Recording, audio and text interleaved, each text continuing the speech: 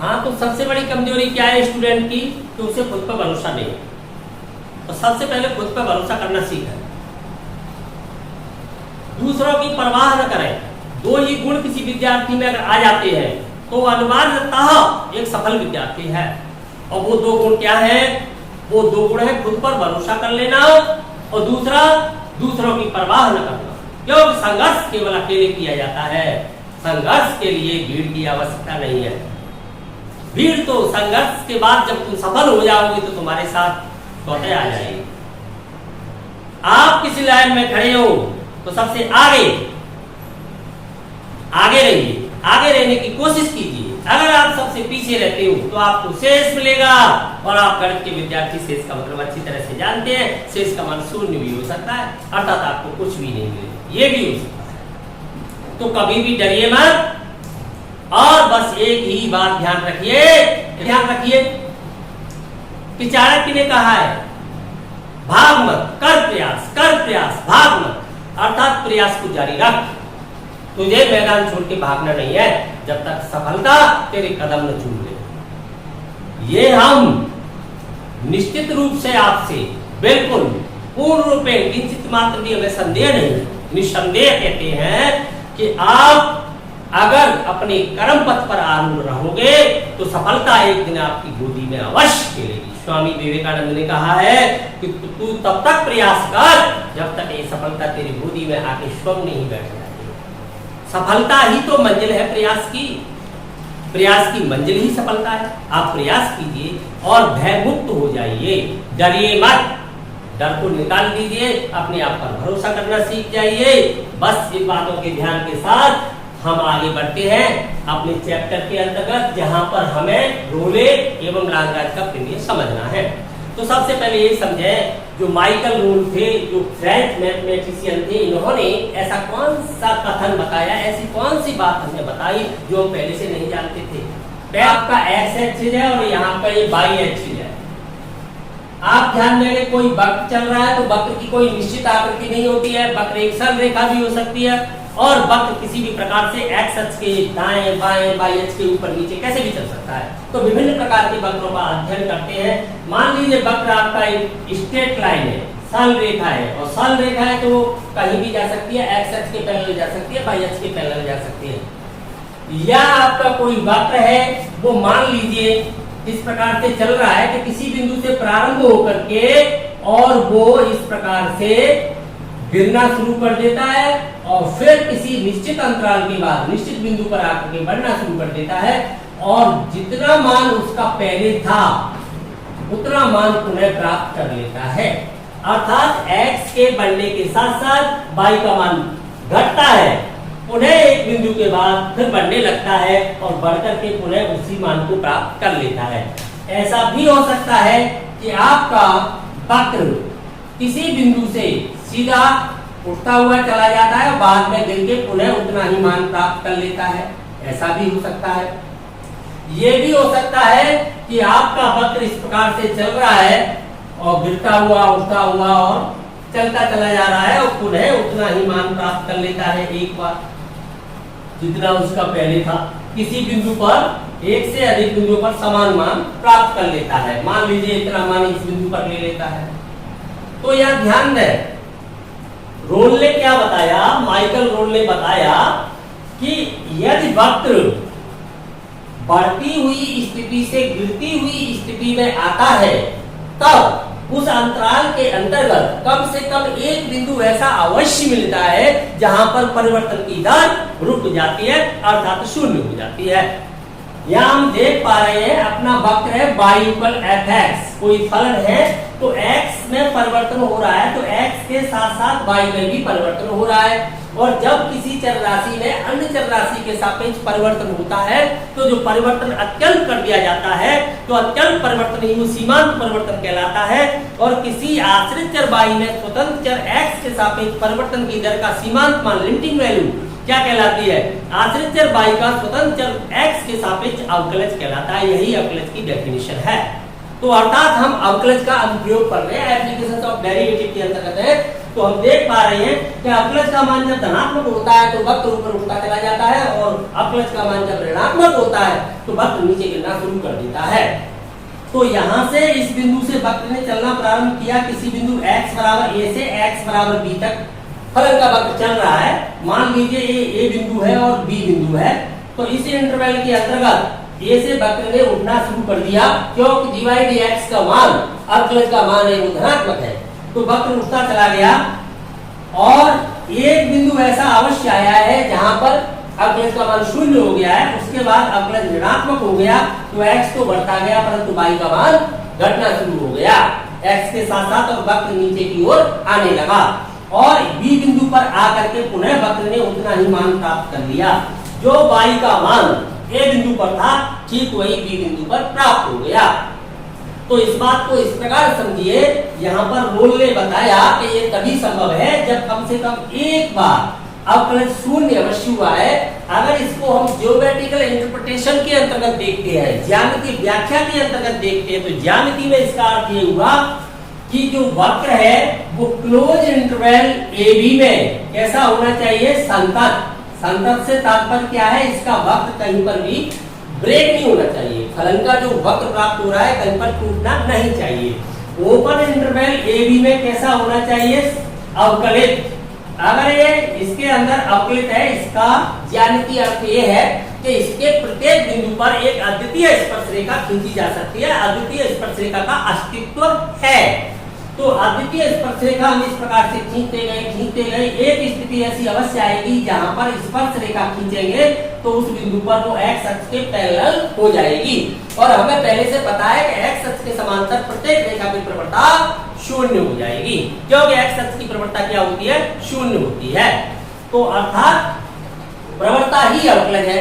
अवकलज क्या है, अवकलज वक्र के किसी बिंदु पर खींची गई स्पर्श रेखा की प्रवणता को ही कहते हैं।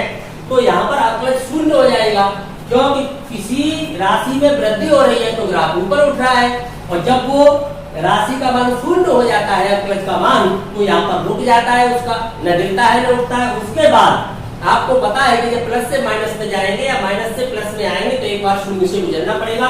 जब वक्र बढ़ती हुई स्थिति से घटती हुई स्थिति में अथवा घटती हुई स्थिति से बढ़ती हुई स्थिति में जाएगा तो उसे कहां से गुजरना पड़ेगा, शून्य से गुजरना पड़ेगा। तो स्पर्श रेखा इस प्रकार से खींचते चले जा रहे हैं प्रत्येक बिंदु पर, तो एक स्थिति ऐसी अवश्य आ गई है जहां पर वो x अक्ष के पैरेलल हो जाती है। तो जैसे ही x अक्ष के पैरेलल होती है तो उस स्पर्श रेखा की प्रवणता अर्थात वक्र के उस बिंदु पर अवकलज का मान शून्य हो जाता है। तो यही बात माइकल रोड ने बताई थी। तो इसके लिए क्या आवश्यक था कि जो मान पहले वक्र ने लिया है, जैसे मान लो इस बिंदु के निर्देशांक क्या हो जाएंगे, ये x बराबर a है तो इसका x कोऑर्डिनेट a है, और फलन क्या चल रहा है आपका y इक्वल x, तो फलन में लगाइए a, तो उसका जो y कोऑर्डिनेट है, जो उसकी कोटि है वो क्या आ जाएगी, फंक्शन ऑफ a आ जाएगी। तो ये निर्देशांक हो गए इसे a बिंदु के, और b बिंदु के निर्देशांक इसी प्रकार से क्या हो जाएंगे, b एट b। यहाँ पर हमने देखा है कि वक्र ने पुनः एट a बराबर एट b, ये कंडीशन आ गई है, उतना ही मान प्राप्त कर लिया है। अब कोई वक्र पहले तो गिर रहा है और फिर बाद में वो उठने लग गया है, तो शून्य तो होगा तभी तो गिरने वाली स्थिति बंद हो जाएगी, तो उठने वाली में जाएगा।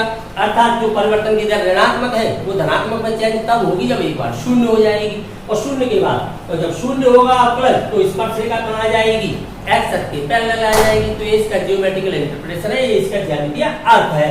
तो ये दोनों बात समझ में आ गई। वक्र ऐसी स्थिति में जा रहा है, मान लीजिए एक स्ट्रेट लाइन है, तो आप देख रहे हो इसका तो प्रत्येक बिंदु पर ही अवकलज का मान शून्य हो जाएगा, क्योंकि यहाँ पर तो x अक्ष के समांतर ही चल रहा है। x अक्ष के समांतर रेखा की प्रवणता तो y अक्ष के बराबर ही होगी, जो y x अक्ष के समांतर है तो शून्य हो जाएगी। यहाँ पर हम अध्ययन करते हैं कि वक्र कुछ भाग में उठता है फिर गिरता है, फिर उठता है फिर गिरता है। तो ऐसी स्थिति में मान लीजिए उसने प्रारंभिक बिंदु और अंतिम बिंदु पर समान मान प्राप्त कर लिया, तो ऐसा तभी होगा। तो यहाँ पर रोल्स ने एक कहा था कि कम से कम at least 1 point exist in given their interval, यानी कि दिए गए अंतराल में कम से कम एक बिंदु होगा। उन्होंने ये कहा था कि वक्र की स्थिति निश्चित नहीं है, वक्र इस प्रकार से कई अंतराल में गिरता हुआ उठता हुआ जा सकता है। तो देखिए एक बिंदु यहाँ पर आ गई स्पर्श रेखा x अक्ष के पैरेलल, यहाँ पर आ गई x अक्ष के पैरेलल, यहाँ पर आ जाती है x अक्ष के पैरेलल। ऐसे कई बिंदु आ सकते हैं x अक्ष के पैरेलल, तब ये जो आपका टर्मिनल पॉइंट है, अंतिम बिंदु है, ये आपका इनिशियल पॉइंट है, प्रारंभिक बिंदु है, यहाँ पर क्या मान फलन के मान बराबर हो गए हैं, तो वक्र यहाँ से उठता हुआ फिर गिरता हुआ फिर उठता हुआ इस प्रकार से जा रहा है, तो ये तभी संभव है। मान लीजिए यहाँ पर भी कई बिंदुओं पर बराबर हो गए ये मान, तो ये तभी होगा जब उसे शून्य से गुजरना पड़ेगा। तो ऐसे एक से अधिक बिंदु भी आ सकते हैं, तो ये वक्र की स्थिति पर निर्भर करेगा। लेकिन ये समझाना चाह रहा हूं कि माइकल रोल ने ये बताया था कि अगर किसी फलन का आरेख पहले ऊपर उठता है फिर नीचे गिरता है, तो बढ़ने से गिरने की स्थिति में तभी आएगा जब एक बार परिवर्तन शून्य हो जाए। आप किसी बॉल को उछाल देते हो, उसे किसी वेग से प्रक्षेपित कर देते हो, तो जब तक उसका वेग शून्य नहीं होगा वो ऊपर जाती रहेगी, लेकिन जब उसका वेग शून्य होगा तभी वो नीचे आना शुरू करेगी, और वेग शून्य नहीं होगा तो वो नीचे नहीं आ सकती है। कोई भी राशि y है, x के सापेक्ष बढ़ रही है और x के सापेक्ष घट रही है। बढ़ कब रही है? जब उसका मान धनात्मक आ रहा है। घट कब रही है? जब उसका मान ऋणात्मक आ रहा है। तो अगर वो बढ़ती हुई स्थिति से घटती में तभी जा पाएगी जब शून्य हो जाएगी, या घटती हुई स्थिति से बढ़ती हुई में तभी जा पाएगी जब शून्य हो जाएगी। आप कहीं पर उतर रहे हो तो आप फिर चढ़ना भी शुरू करोगे, तो ये निश्चित है कि एक बार आपका उतरना बंद अवश्य होगा, तभी आप चढ़ पाओगे। आप चढ़ रहे हो फिर उतरना शुरू करोगे तो आपको एक बार रुकना पड़ेगा। तो अर्थात परिवर्तन की दर एक बार क्या हो जाती है? स्तब्ध हो जाती है, स्थिर हो जाती है, रुक जाती है। तो ऐसा वक्र में कई बार हो सकता है, कई बिंदु ऐसे आ सकते हैं, लेकिन उन्होंने ये दावा किया था कि कम से कम एक बिंदु अवश्य होगा, एटलीस्ट 1 पॉइंट, यानी कम से कम एक बिंदु अवश्य होगा, अन्यथा ऐसा हो नहीं सकता। उन्हें उतना मान वक्र प्राप्त कर ही नहीं सकता है, ये अर्थ है। तो इसके लिए प्रतिबंध क्या है? उन्होंने प्रतिबंध दिए 3। पहला प्रतिबंध था उनका कि क्लोज इंटरवल, जिस अंतराल के अंतर्गत कैसे फलनों का अध्ययन कर रहे हैं अपने पाठ्यक्रम में, केवल वास्तविक फलनों का। फलन मैंने आपको बताए थे, वास्तविक फलन और वास्तविक मान फलन में क्या अंतर होता है? वास्तविक रियल वैल्यू फंक्शन उस फंक्शन को कहते हैं जिसकी वैल्यू तो रियल हो सकती है, लेकिन उसका प्रांत रियल हो या ना हो। एक काल्पनिक संख्या लगा के भी रियल आ सकता है, उसका मतलब रियल वैल्यू फंक्शन है। लेकिन अगर मैंने रियल फंक्शन कह दिया है तो उसका इनपुट और आउटपुट दोनों ही रियल होने चाहिए, तब वो रियल फंक्शन होता है। तो एक वास्तविक फलन क्लोज इंटरवल AB में इस प्रकार से परिभाषित हो रहा है कि वो उसके अंतर्गत संतत है। कौन से अंतराल में? क्लोज में। तो ओपन इंटरवल में अवकलित है, क्लोज में तो अवकलित का मतलब ही नहीं है, खुले बिंदु पर तो अनंत स्पर्शरेखा खींची जा सकती है, तो इसमें वो क्या है? अवकलित है। तीसरी शर्त क्या है रोल्स थ्योरम की? तीसरी शर्त है कि उसके प्रारंभिक बिंदु, वक्र के प्रारंभिक बिंदु और अंतिम बिंदु पर फलन के मान समान है। तो निश्चित रूप से उन्होंने इस बात का दावा कर दिया कि निश्चित रूप से प्रांत यानी वक्र के जिस अंतराल के अंतर्गत कम से कम एक बिंदु ऐसा अवश्य आया है जहां पर अवकलज का मान शून्य हो गया है। समझ में आ गई बात? क्योंकि प्रारंभिक बिंदु पर जो मान चल रहा है, अंतिम बिंदु पर जो मान आ गया है, तो वो तभी आ सकता है क्योंकि वक्र ने मान कम कर लिया, घट गया, नीचे आ गया ग्राफ, नीचे आ गया तो वापस कैसे गया ऊपर? उसका घटना बंद हुआ। अगर वो नीचे आ रहा है तो वापस क्यों गया ऊपर? क्योंकि उसका घटना बंद हुआ किसी भी स्थिति में। अगर मान लीजिए वो एक स्ट्रेट लाइन है तो हमेशा ही शून्य परिवर्तन हुआ ही नहीं है, जितना प्रारंभिक बिंदु पे मान है उतना सभी बिंदुओं पे मान एक जैसा चलता गया है, तो वो ना तो नीचे गिरा है ना ऊपर गया है। अगर वो नीचे जा रहा है तो शून्य होके ऊपर जाएगा, ऊपर जा रहा है तो शून्य होके नीचे आएगा। क्लियर? कोई शक, किसी भी प्रकार का डाउट नहीं रहना चाहिए, और आप इस सबको भूल जाओ, हटा दो, कोई जरूरत नहीं है इसके में। हमें जरूरत केवल 2 शब्दों की है कि घटने वाली स्थिति से बढ़ने वाली में या बढ़ने वाली स्थिति से घटने वाली में जाते हैं तब हमें शून्य से गुजरना होता है। दैट्स ऑल, यही है रूल थंब। और इसके लिए तीनों क्लियर। अब हम लाग्रांज की बात करते हैं। इसके बाद देखो हमने रोल्स थ्योरम के बारे में बात की, अब हम लाग्रांज के बारे में बात करते हैं। तो लाग्रांज भी मैथमेटिशियन थे, इन्होंने क्या बात बताई? इन्होंने यहाँ पर देखा कि ये आवश्यक नहीं है कि कोई वक्र इस प्रकार से किसी बिंदु से वो बढ़ता हुआ चला जा रहा है, ऊपर उठता हुआ चला जा रहा है, चला जा रहा है, उठते उठते उधर रुक गया, उन्हें वापस उतना मान उसने नहीं लिया। या ऐसा भी हो सकता है कि कोई वक्र इस प्रकार से अपना मान गिराता हुआ चला आ रहा है, गिरता चला जा रहा है, गिरते गिरते उतना वापस नहीं गया, यहीं पर रुक गया। मान लो उसने अंतिम बिंदु पर इतना ही मान प्राप्त किया और प्रारंभिक पर उसका मान इतना था, या उसका प्रारंभिक परमान कम था और अंतिम परमान बढ़ गया और वापस उतना बराबर मान प्राप्त नहीं किया, अर्थात कोटियां बराबर नहीं हुई। जो प्रारंभिक बिंदु पर बाई डायरेक्शन क्या होता है, कोटि होती है, कोटि एक्स को कुछ कहते हैं। तो कोटियां बराबर नहीं हुई, कोटियां ही तो मान है फलन की। तो फलन जो चल रहा है अपना वायु का एफ एक्स, मान लो ये x बराबर a बिंदु है, ये आपका x बराबर b बिंदु है, a और f है, और यहाँ पर वैल्यू हो जाती है b और f भी। तो वापस ये f है इक्वल f है, यहाँ पर कंडीशन ये आ जाए तो बराबर मान नहीं ले पाता है, तब फलन संतत तो है, क्लोज इंटरवल a b के अंतर्गत संतत है, एवं ओपन इंटरवल a b में कैसा है, अवकलित है। दोनों प्रतिबंध सत्यापित होते हैं। तो अद्वितीय स्पर्शरेखा, इसका ज्यामिति का क्या अर्थ है, क्या अर्थात उसके प्रत्येक बिंदु पर एक अद्वितीय स्पर्शरेखा खींची जा सकती है।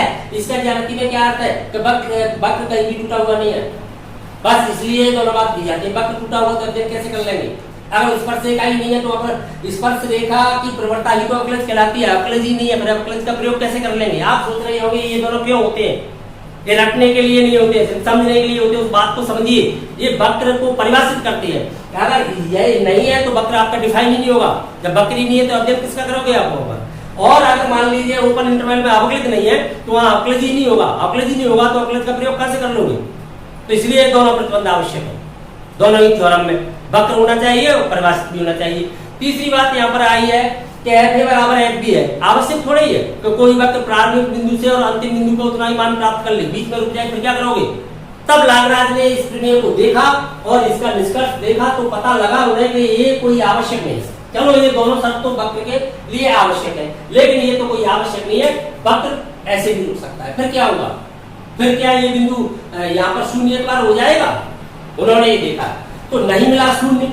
तब यहाँ पर लागराज ने देखा कि एक स्पर्शरेखा इस प्रकार से अवश्य आएगी जो प्रारंभिक और अंतिम बिंदु को मिलाने वाली जो जीवा है, जो कॉर्ड है, जीवा क्या होती है, किसी भी वक्र के दो बिंदुओं को मिलाने वाला रेखाखंड उस वक्र की जीवा कहलाता है। और जो जीवा है उस जीवा के समांतर अवश्य होगी। अगर ऐसा हो रहा है कि ये दोनों शर्त पूरी हो जाती है कि वक्र का आरेख भी प्राप्त हो रहा है उस अंतराल के अंतर्गत और ओपन इंटरवल में अवकलित भी हो रहा है, स्पर्शरेखा खींची भी जा सकती है। तो एक स्पर्शरेखा आप इस प्रकार से खींचते खींचते खींचते खींचते स्पर्शरेखा जो जाओगे तो एक स्थिति ऐसी अवश्य आएगी कि आपकी किसी बिंदु पर स्पर्शरेखा इन दोनों बिंदुओं को मिलाने वाली जीवा के पैरेलल हो जाएगी। ये बात जरूर होगी अगर ये दोनों बातें हैं। तो यहाँ पर भी देखिए, आप यहाँ से स्पर्शरेखा खींचोगे तो एक स्थिति ऐसी अवश्य आएगी कि इस जीवा के पैरेलल हो जाएगी, प्रारंभिक और अंतिम बिंदुओं को मिलाने वाली। मान लीजिए आपका वक्र ऐसे चलता गया कई बिंदुओं पर, तब भी आप यहाँ पर खींचोगे तो एक स्थिति ऐसी, चलो ये देखें, इसको इस प्रकार से आप लेते गए और वक्र आपका रुक गया तो यहाँ पर ये दोनों बिंदुओं पर अगर मान यहाँ पर चल रहा है कितना भी और यहाँ पर लास्ट के बिंदु पर कितना भी हो गया, तो इन दोनों को मिला करके आपने वक्र की एक जीवा बना दी इस प्रकार से। तो यहाँ पर ऐसे बिंदु अवश्य आएंगे, यहाँ पर ये इसके समांतर आती रहे। अब रोले ने क्या किया, रोले में कैसे कन्वर्ट हो जाएगी ये, आप इसको लेकर के यो कर दीजिए, घुमा दीजिए, आप इसको लेके बराबर कर दीजिए, आप इसको यो बराबर कर दीजिए। तो देखिए जब आप इसको बराबर कर देंगे रोले का कन्वर्ट हो जाएगा, क्योंकि जैसे एफ बराबर एफ भी आएगा तो जे वाली जो आपकी स्पर्शरेखा है या ये जीवा है दोनों पैरेलल है, एक्स अक्ष के क्या हो जाएगी पैरेलल, और एक्स अक्ष के पैरेलल होते ही इसकी प्रवणता क्या हो जाएगी शून्य, तो अवकलज ऑटोमेटिक शून्य हो जाएगा। तो अर्थात लागराज पहले बोल गए होते, अपने स्टेटमेंट को बता गए होते तो रोले की आवश्यकता कहां थी। ठीक इसी प्रकार से समझिए कि अगर बोधायन ने एक प्रमेय दी थी कि किसी राइट एंगल ट्रायंगल के अंतर्गत समकोण त्रिभुज के अंतर्गत कर्ण की भुजा पर बनाए गए वर्ग का क्षेत्रफल आधार और लंब की भुजाओं पर बनाए गए वर्गों के क्षेत्रफल के योग के बराबर होता है। ये बात कही थी किसने, बोधायन ने। पाइथागोरस ने जब देखा तो पाइथागोरस को पता लगा कि केवल समकोण त्रिभुज में तो पास है लेकिन त्रिभुज समकोण नहीं हुआ तो क्या हुआ, तो क्या कहा जाए। तो पाइथागोरस ने फिर स्टेटमेंट को बदल दिया और वहां पर कह दिया कि किसी भी त्रिभुज के अंतर्गत चाहे वो न्यून कोण है, एक्यूट एंगल है, एक्यूट एंगल है, आपका कैसा भी है, न्यून कोण त्रिभुज हो, अधिक कोण त्रिभुज हो, कैसा भी हो, कोई भी अगर वो त्रिभुज है तो उसके अंतर्गत अगर छोटी छोटी भुजाओं, उन्होंने कहा छोटी छोटी भुजाओं के वर्गों का योग प्लस उनके गुणनफल के दोगुना इंटू उनके बीच के कोण की कॉस, का मान है वो बड़ी भुजा के वर्ग के बराबर होता है। उन्होंने ये कह दिया, और जब ये राइट एंगल में यूज किया गया तो cos थीटा डाला गया, तो राइट एंगल की 90 डालते ही पद पूरा पूरा 0 हो गया। तो अपने पास केवल क्या रह गया, छोटी भुजाओं के वर्गों का योग बड़ी भुजा के वर्ग के बराबर रह गया। देखिए अगर आपको नहीं आती है तो मैं यह समझा देता हूं कि यहाँ पर क्या कहा था। जो आपकी प्रमेय है पाइथागोरस वो ये है, कोई आपका त्रिभुज चल रहा है एबीसी, मान लीजिए समकोण नहीं है आपका, तो कोण जो मान लो 1 से 20 डिग्री का जा रहा है। अब इसमें आप लगाइए तो आपकी बौधाई तो फैल हो गई, पाइथागोरस कभी फैल नहीं होती है। तो पाइथागोरस लगा दोगे तो क्या हो जाएगा, इसमें बड़ी भुजा तो आपको पता है कि बड़े कोण के सामने भुजा बड़ी होती है और छोटे कोण के सामने भुजा छोटी होती है। इस टाइप जितना अधिक खुलेगा कोण सामने बड़ा बन जाएगा, बड़ी भुजा होगी। तो आप क्या लगाओगे इसमें, आपने देखा कि छोटी भुजा तो ये है, बड़ी भुजा ये है, बड़े कोण के सामने भुजा बड़ी है, तो बड़ी भुजा आपकी बीसी हो गई। तो बीसी का इसका विकल्प क्या हो जानी चाहिए, छोटी भुजाओं के वर्गों का योग छोटी भुजा के प्लस उनके गुणनफल का दोगुना, यानी AB इंटू AC का दोगुना, और इनके मध्य के कोण की cos, तो cos 1 से 20 डिग्री डालोगे आप। मान लीजिए एक कोण आपका कोई परमानेंट थीटा है, पर्टिकुलर कोई कोण है, पर्टिकुलर कोण आपने थीटा मान लिया, तो यार थीटा लगा दिया, ये फार्मूला बन जाएगा, फार्मूला बन जाएगा। अब इसको आप कहोगे बौधाई में कैसे पास होगा, आप 90 डालोगे ना उस पर, आप राइट एंगल ट्रायंगल लोगे, और जैसे ही आप राइट एंगल लोगे तो यहाँ पर cos 90 डलेगा, तो ये पूरा स्टेप खत्म हो जाएगा, तो आपके पास क्या रह जाएगा, बौधाई में कन्वर्ट हो जाएगी। तो इसीलिए तो ये पाइथागोरस नहीं है, यहाँ से यहाँ तक आप इसे लिख देते हो तो पाइथागोरस नहीं है, ये पाइथागोरस की एक पर्टिकुलर केस है, अर्थात उसकी एक विशिष्ट स्थिति है। तो अब इसे रिटन वर्क में ले आते हैं, तो अब लिख लेते हैं। हाँ, रोले प्रमेय और लाग्रांज प्रमेय दोनों को समझ लीजिए। रोले का प्रमेय, यदि एक वास्तविक फलन f समृत अंतराल AB में परिभाषित है और इस प्रकार से परिभाषित है, वो 3 शर्तों को पूरा करता है। वो 3 शर्त कौन सी है, समृत अंतराल में, क्लोज इंटरवल में, क्लोज इंटरवल में कैसा होना चाहिए, कंटिन्यूअस इन क्लोज इंटरवल। दूसरी शर्त है आपकी ओपन इंटरवल में कैसा होना चाहिए, डिफरेंशिएबल, अवकलित होना चाहिए ओपन इंटरवल में। तीसरी आपकी कंडीशन है, वो थर्ड कंडीशन है कि उसका जो इनिशियल पॉइंट पर वैल्यू है और टर्मिनल पॉइंट पर वैल्यू है, प्रारंभिक और अंतिम बिंदु पर फलन के मान है, अंतराल का प्रारंभिक बिंदु और अंतिम बिंदु AB दोनों की वैल्यू कैसी होनी चाहिए, युगल। अगर कोई फलन इन तीनों शर्तों को पूरा करता है तो रोल्स ने कहा था तब अनिवार्य रूप से, आवश्यक रूप से, यानी शुड बी मस्ट चाहिए, यहाँ पर क्या है, बेस्ट इक्वल 0, ये कम से कम एटलीस्ट 1 पॉइंट, कम से कम एक बिंदु तो अवश्य ही होगा, जो आपको पहले ही समझा दिया है। ये क्लियर हो गई। यहाँ ध्यान दें, किसी भी एक प्रतिबंध के संतुष्ट न होने पर रोल प्रमेय सत्यापित नहीं होगी, अर्थात प्रमेय के सत्यापन के लिए तीनों प्रतिबंधों का संतुष्ट होना आवश्यक है। इसके बाद आ जाते हैं मीन वैल्यू थ्योरम पर, माध्यमान प्रमेय। तो माध्यमान प्रमेय किसे कहा जाता है, लाग्रांज थ्योरम को। मध्य में मान तो रोले का भी मिल रहा था 0 किसी बिंदु पर, लेकिन उस प्रमेय को माध्यमान प्रमेय के नाम से नहीं जाना गया, जबकि दोनों की वैल्यू मध्य के भाग पर, यानी A और B के बीच वाले भाग में ही तो बिंदु प्राप्त हो रहा है, इसीलिए तो इसका नाम माध्यमान प्रमेय कहा गया, मीन वैल्यू थ्योरम। अर्थात मध्य में एक बिंदु आएगा, लेकिन ये काम तो रोले में भी हुआ, लेकिन रोले को केवल रोले का प्रमेय कहा गया, माध्यमान नहीं कहा गया। लाग्रांज की प्रमेय रोले से व्यापक है, अर्थात वो वक्र की प्रत्येक स्थिति पर संकल्पना के लिए सेटिस्फैक्शन देती है, अर्थात प्रत्येक स्थिति में हमें अवगत करा देती है। चाहे वो किसी भी स्थिति में वक्र रहता है तो रोले में भी कन्वर्ट हो जाती है। तो अधिक व्यापक होने के कारण लाग्रांज प्रमेय है, जो लाग्रांज ने दिया है, वही मीन वैल्यू के नाम से जाना गया है। तो ये ध्यान रखें, कभी कभी आपसे पूछा जाता है कि माध्यमान प्रमेय तो रोले ने भी दिया और लाग्रांज ने भी दिया, तो माध्यमान प्रमेय कहते किसे है, तो लाग्रांज वाले प्रमेय का नाम होता है माध्यमान प्रमेय। इसे शॉर्ट में अपन क्या लिखते हैं, लाग्रांज प्रमेय को माध्यमान प्रमेय कहते हैं, इसे संक्षिप्त में MVT, मीन वैल्यू थ्योरम। तो एग्जाम में जरूरी नहीं है तो पूरा नाम देगा माध्यमान, केवल MVT से इसे समझें, इसका ही संक्षिप्त रूप है। तो MVT में 2 ही प्रतिबंध रह जाते हैं, MVT कहना है, लाग्रांज कहना, 2 ही प्रतिबंध रह जाते हैं। क्या रह जाते हैं कि कोई वास्तविक फलन क्लोज इंटरवल में तो होना चाहिए। परिभाषित से क्या मतलब है, परिभाषित होने के लिए 2 शर्त है उसके लिए, एक तो उसमें संतत होना चाहिए, अर्थात कंटिन्यूअस होना चाहिए, और खुले अंतराल में कैसा होना चाहिए, डिफरेंशिएबल होना चाहिए, अवकलित। जब दोनों प्रतिबंध पूरे हो जाते हैं तो A से B के मध्य में ओपन इंटरवल के अंतर्गत कम से कम एक बिंदु ऐसा अवश्य होगा। आप क्लोज इंटरवल बिंदु क्यों नहीं बताते, अवकलित अवकलित शब्द चल रहा है, अवकलन का प्रयोग ओपन इंटरवल में ही हो सकता है, खुले बिंदु पर अवकलन नहीं हो सकता। तो एफ डैश सी एक बिंदु ऐसा अवश्य होगा जहाँ F B minus F A upon B minus A वास्तव में ये है क्या चीज, जीवा की प्रवणता है। प्रवणता क्या होती है, कोटियों का अंतर बटे भुजों का अंतर, यानी बाई निर्देशांकों का अंतर बटे एक्स निर्देशों का अंतर। तो एक निर्देशांक क्या था, ए एफ ए, दूसरा क्या था, बी एफ बी, तो ये हो गया Y two minus Y one बटे X two minus X one. तो यही तो प्रवणता है, प्रवणता ही तो अवकलज है। जब ये प्रवणता एक्स अक्ष के समांतर आने से क्या हो जाती है, शून्य, तो किसमें कन्वर्ट हो गई, रोड्स में कन्वर्ट हो जाती है। तो यही तो बात थी।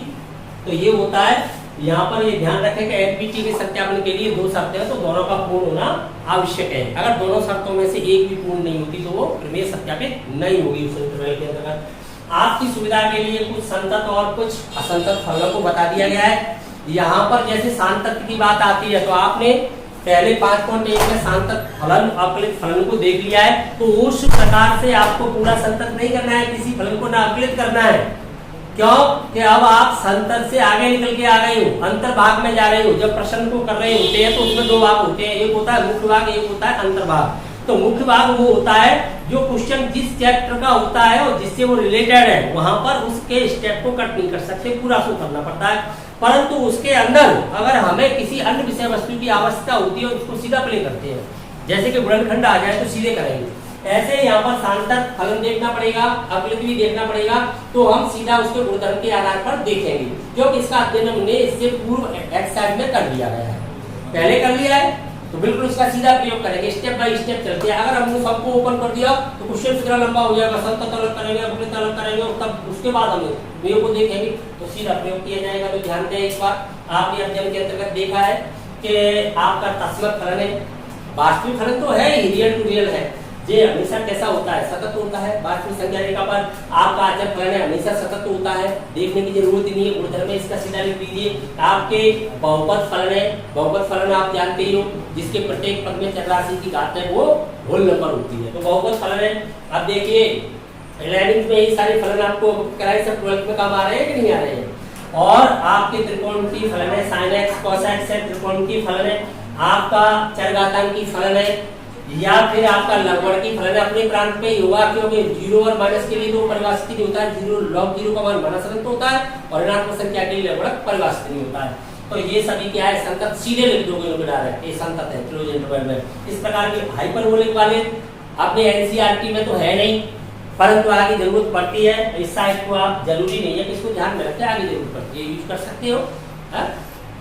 एनसीईआरटी में तो जितना है उतना समझ रहे हो आप, एक एक्स्ट्रा लिख दिया गया है। कुछ अवकलनीय फलन भी है, ऐसे ही कुछ असंतत फलन है, इनको देखते ही सीधा असंतत आप लिख सकते हो। जैसे कि महत्तम पूर्णांक फलन का सिंबल है, ये आपको पता है ग्रेटेस्ट इंटीजर फंक्शन है, जो प्रत्येक पूर्णांक बिंदु पर इसका ग्राफ टूट टूट के चलता है, सीढ़ीनुमा प्राप्त होता है, इसलिए हम इसे क्या कहते हैं, पग फलन कहते हैं, तो फ्लोर फंक्शन भी कहते हैं। तो फ्लोर पे सीढ़ी आती है, पहले दूसरा सीलिंग बताया था। तो ये ध्यान में रखें, ये आपका कैसा भिन्नांश अपूर्णांश फ्रैक्शनल पार्ट फंक्शन है, जो महत्तम पूर्णांक उसी चर से घटाते हो।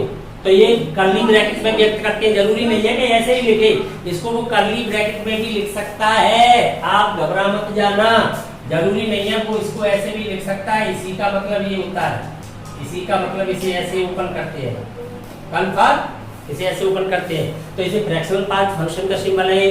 तो ये है, यह आपका 1/x रेसिप्रोकल फंक्शन कहते हैं, इसको व्युत्क्रम फलन कहते हैं। रेसिप्रोकल फंक्शन है, x = 0 पर क्या है, अनडिफाइंड हो जाएगा, डिफाइन ही नहीं होगा। ऐसे ही आपका टेंजेंट है, सेकेंट है, ये फंक्शन है, यहाँ पर बाई अक्ष पे जब जाएंगे तो इनफाइनाइट पे चले जाएंगे, बाई अक्ष पर जाकर के बाई अक्ष पे कोई वैल्यू आएगी। तो ये है आपके कॉट, ये एक्स अक्ष पे आएंगे तो इनफाइनाइट हो जाएंगे। क्यों हो जाएंगे, क्योंकि यहाँ पर आधार अपॉन में जाएगा तो 0 हो जाएगा, वहां पर लंब अपॉन में जाएगा तो वो 0 हो जाएगा। तो फिर क्या होगा, 0 जब किसी असीम संख्या में भाग देगी तो इनफाइनाइट में परिभाषित कर देगी इनको। जब वक्र ग्राफ ही टूट जाएगा, भाई असतत से अपना क्या तात्पर्य था, ग्राफ का टूट जाना। असतत है क्या चीज, वहाँ ग्राफ ही नहीं रहेगा, अध्ययन किस पे करोगे, इसलिए ग्राफ टूट जाएगा। दूसरी हाइपरबोलिक वाले मैंने इस पे लिख दिया है, तो तुम्हारी एनसीईआरटी साइड में नहीं है, काम आ सकते हैं। आप यहाँ पर इन नियमों को भी देखें, कुछ अवकलनीय फलन भी होते हैं, इनके गुणधर्मों के आधार पर हम सीधा डिसीजन रहेंगे। जैसे प्रत्येक बहुपद फलन, चरघातांकी फलन, अचर फलन है, वास्तविक संख्या रेखा पर हमेशा जांच करने की जरूरत है, अवकलित होते हैं। ऐसे ही आपका लघुगणकीय फलन है, तो ये तो पता ही है, वो उसका प्रांत क्या होता है, पॉजिटिव रियल नंबर है? तो पॉजिटिव रियल नंबर ये होता है, जिसे सिंपलिकली कैसे व्यक्त करते हैं, सिंपलिकली हम इसे ऐसे व्यक्त करते हैं, r अपर प्लस धनात्मक है ना, जीरो भी सबमिट नहीं है ना उसमें, तो क्या रहेगा, धनात्मक वास्तविक संख्या होगा। अगर आपने ये प्लस नीचे लगा दिया तो क्या हो जाएगा, ऋणात्मक वास्तविक संख्या हो जाएगी, नॉन नेगेटिव हो जाएगा इसमें। और यहाँ पर दो अवकलनीय फलनों के योग से बन जाए, कोई फलन अंतर से बन जाए, गुणन से बन जाए, भाग से बन जाए, जब अशून्य होना चाहिए, परिभाषित होना चाहिए। फलन या दो अवकलनीय फलनों के संयोजन से बन जाए, उनका कंपोजिट फंक्शन हो जाए संयुक्त फलन, तो हमेशा कैसे होते हैं, अवकलित होते हैं। तो इसके बावजूद भी ध्यान दीजिए थोड़ा सा कि आपकी इनमें से कोई सीधा गुणधर्म पे नहीं आता है और आप उसको सीधा नहीं कर पा रहे हैं, तो वहां पर हमें अवकलनीयता की जांच करनी है। सांतत्ता, सांतत्ता है क्या चीज, है फलन विद्यमान होना, फलन वास्तविक रूप से परिभाषित होना। और फलन परिभाषित कब होता है, परिभाषित फलन और अपरिभाषित फलन आपको पहले ही पढ़ा दिए गए 11वीं में। परिभाषित फलन उस फलन को कहते हैं किसी बिंदु पर फलन का मान निश्चित एवं वास्तविक प्राप्त होता है, तो परिभाषित कहते हैं जो फलन परिभाषित होता है उसी को सकत कहते हैं। बस यही सांतत्य है। 11 को 12 से कन्वर्ट कर दे तो कोई नई बात नहीं है। अब यहाँ पर अवकलित को देखें, अवकलित क्या होता है, अवकलित फलन के लिए ये ध्यान रखें कि दो फलनों के योग अंतर गुणन संयोजन से बन रहे हैं, तो दोनों अगर अवकलनीय है तो इस प्रकार से प्राप्त फलन भी अवकलनीय होता है, जिसका अवकलज विद्यमान है वो अवकलनीय होता है। अब तुम कैसे देखा करोगे डायरेक्ट, अगर इनसे नहीं गुणधर्म में नहीं आ पाते हैं तो आप फलन में उसके प्रांत में से मान लगाइए।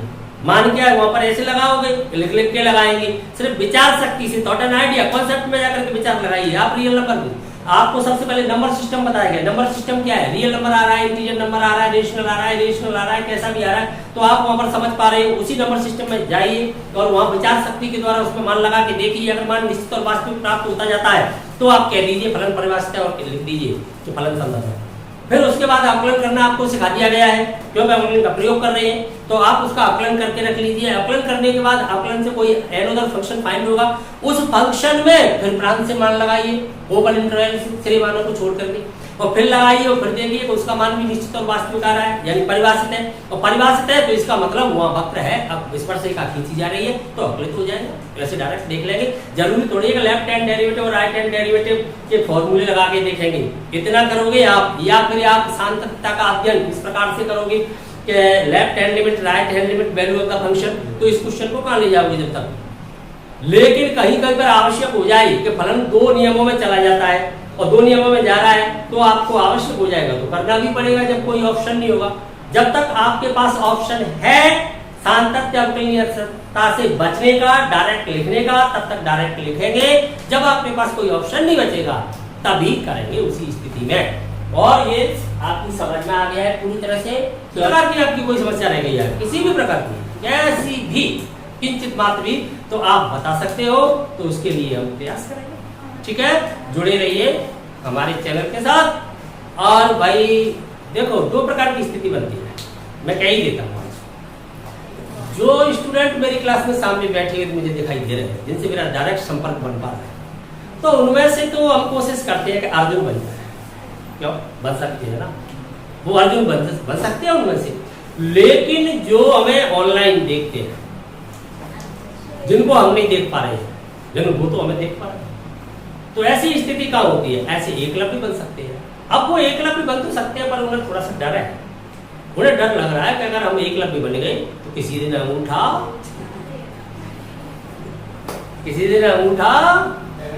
चला जाएगा, तो इसलिए एकलव्य मत बनो। तो देखो भाई, एकलव्य आप बन जाओगे तो देखो अंगूठा जाएगा तो सही, पर अलग नहीं होगा, रहेगा आपके पास ही। आप से केवल इतना कहना है कि अंगूठे को आप दबाते रहिए, ग्रुप में शेयर करते रहिए, जिससे अधिक से अधिक एकलव्य पैदा हो सके, अधिक से अधिक बच्चों का फायदा हो सके। और ये काम हम इसलिए कर रहे हैं कि अधिक से अधिक बच्चे इससे जुड़े रहे। और आप कोई भी क्वेश्चन, किसी भी प्रकार की समस्या कोई भी कमेंट करके बता सकते हैं, उस पर हम दूसरा वीडियो बनाने की अवश्य कोशिश करेंगे। हमारा उद्देश्य यही है, एकलव्य भी बने, अर्जुन भी बने, लेकिन एकलव्य ऐसे बनेंगे जो अंगूठे दबाएंगे, उनके अंगूठे अलग नहीं होंगे। ये मेरा आपसे वादा है। मैं ऐसा गुरु नहीं बनूंगा आपका कि आपका अंगूठा ही अलग करवा, लेकिन आप अंगूठा दबाते। ठीक है, तो जुड़े रहिए महत्वपूर्ण पॉइंट के साथ। अगली क्लास में फिर मुलाकात होगी।